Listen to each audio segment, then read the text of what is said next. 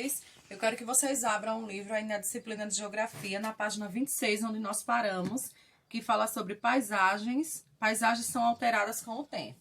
Então, todas as paisagens, nós já trabalhamos anteriormente, nós já falamos sobre isso, e todas as paisagens, elas são alteradas. Com o passar do tempo, todas vão sendo alteradas, todas vão sendo modificadas. Vamos fazer a leitura do seguinte. As paisagens dos lugares são alteradas pelo ser humano ao longo do tempo. Essas mudanças ocorrem quando são desenvolvidas atividades econômicas, como as indústrias, a agricultura, a pecuária e o extrativismo. Aí aqui do lado tem a definição do que é extrativismo, tá certo? Façam aí a leiturinha. Isso significa que ao desenvolver diferentes atividades econômicas, as pessoas intervêm na natureza e promovem modificações nas paisagens dos lugares. Essas transformações acontecem continuamente ao longo do tempo, ou seja, as paisagens são constantemente transformadas.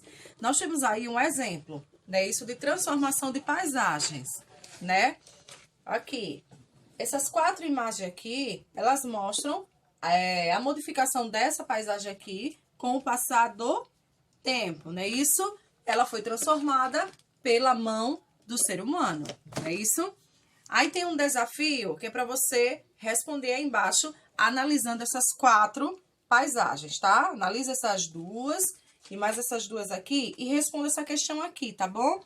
Você pode responder aqui embaixo, nesse espacinho, ou você pode responder no seu caderno. Coloca lá, página, geografia, página, e coloca a página 27, resposta.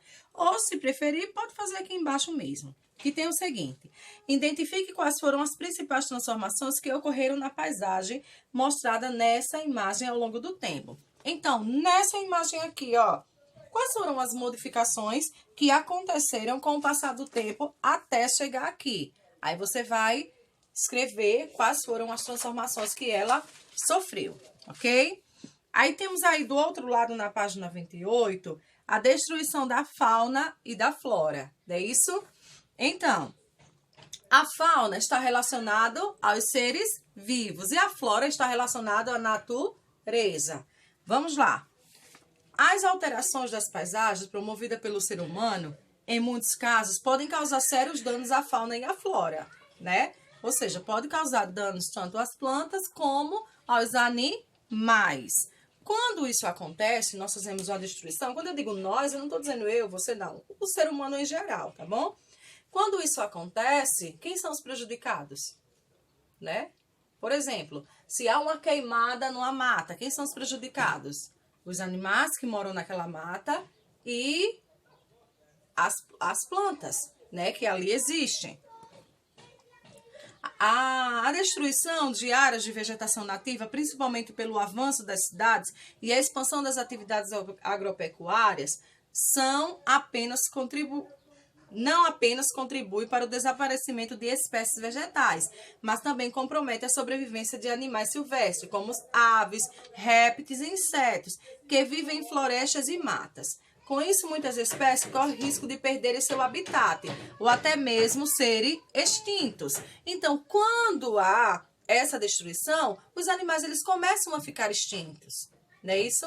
Eles perdem o habitat. Né? É a mesma coisa de alguém colocar a gente para correr da nossa casa. Então, a gente perdeu o nosso habitat. Não é isso? Então, vamos lá. Mais adiante. Como medidas para amenizar ou mesmo impedir que espécies da fauna e da flora sejam destruídas, são criadas unidades de conservação, áreas delimitadas com o objetivo de preservar os aspectos naturais de determinados ambientes. As unidades de conservação estão sob responsabilidade do governo, que realiza constantemente o monitoramento e controle dessas áreas. Então, tem pessoas responsáveis por essas áreas, né? Isso para que isso não aconteça queimada, para que nada de ruim venha acontecer com determinados, com a natureza, né? Com determinados lugares, com a natureza. Aí, os povos indígenas e a relação deles com a natureza. Os povos indígenas que vivem em meio à floresta exploram os seus recursos da natureza sem causar grandes danos ao meio ambiente. Então, Desde o início da história, a gente viu que os indígenas, eles sobreviviam da natureza, não é isso? E eles exploravam a natureza sem provocar nenhum dano à natureza, né? Dali da natureza, ele caçava, ele pescava, ele produzia seu próprio alimento, né? Mas ele não danificava. Ao contrário, ele tomava todo o cuidado com a natureza. Porém, com a chegada do homem branco, esse cuidado ele já não foi mais da maneira que o índio fazia, né? Isso, eles começaram a explorar. Isso no início da história. Eles começaram a explorar a natureza, né? Isso. Aí mais adiante tem assim. De modo geral, ao caçar, pescar e realizar a coleta de frutos e raízes, entre outras atividades próprias de sua cultura, os índios costumam retirar da natureza apenas a quantidade de recursos naturais suficiente para viver, sem explorar além do necessário. Então, era a quantidade que era necessária para aqueles índios, para que eles vivessem, não é isso? Eles não tiravam para, como é que eu posso dizer para vocês? Para estragar, não é isso? Era só aquela quantidade necessária para a sobrevivência.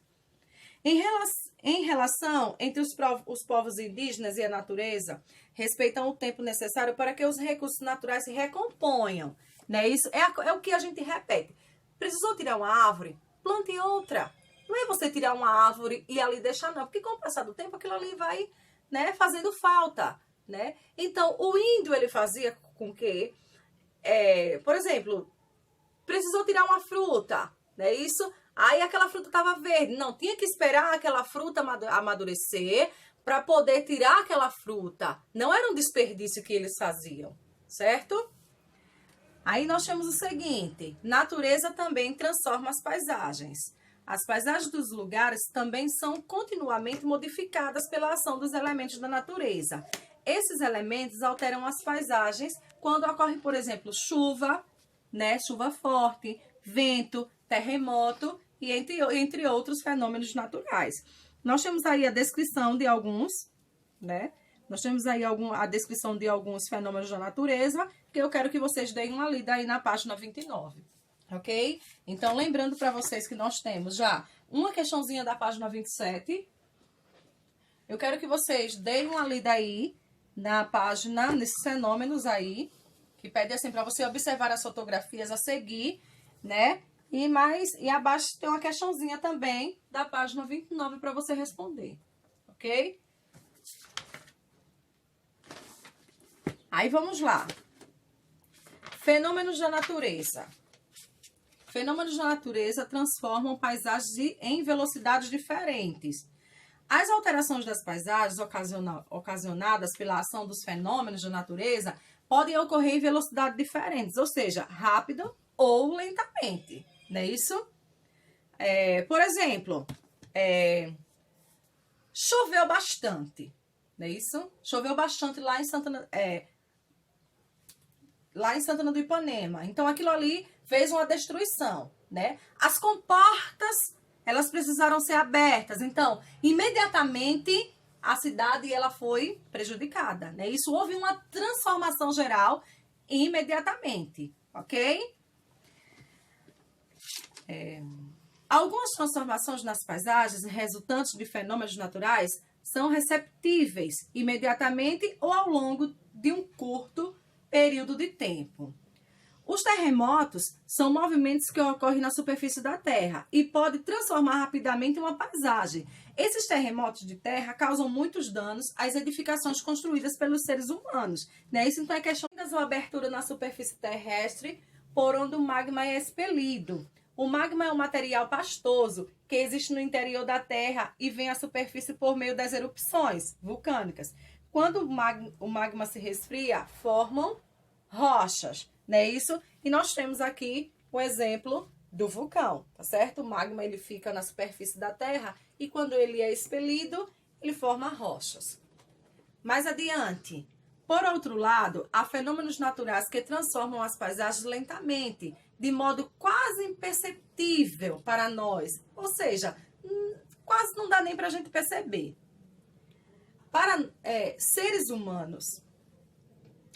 seres humanos, perdão, A ação do vento na modificação do relevo pode levar milhões de anos para ser percebida. Essa transformação ocorre quando formações rochosas são esculpidas pelo movimento do ar, que, ao transportar sedimentos de um lugar para o outro, promove o desgaste do relevo. Então, isso acontece de forma lenta, que mal dá para a gente perceber. Aí do lado tem a definição de sedimentos, tá certo? Que são partículas de areia e poeira. E nós temos o exemplo aqui, ó, da formação rochosa esculpida pela ação do vento.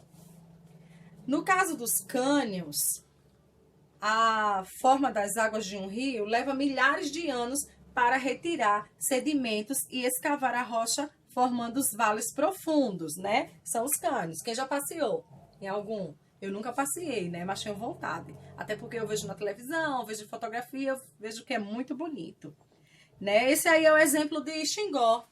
Quem já teve a oportunidade de ir lá em Xingó, né? Isso eu nunca fui, mas eu ainda vou. Aí tem mais um desafio aí para você responder, que é da página 31, ok? Que diz assim: observe novamente as paisagens destas e da página anterior. Quais os agentes que modificam as paisagens e com qual velocidade eles atuam? Qual é a velocidade que esses dois atuam e que esses dois atuam? Eu acabei de falar, tá certo? Tem uns que atuam velozmente, rápido, né? Isso que provoca um dano que a gente vê rapidão, mas tem aqueles também que muito lento, que mal dá pra gente perceber, ok? Respondam e na próxima aula a gente tira dúvida. Até a próxima aula.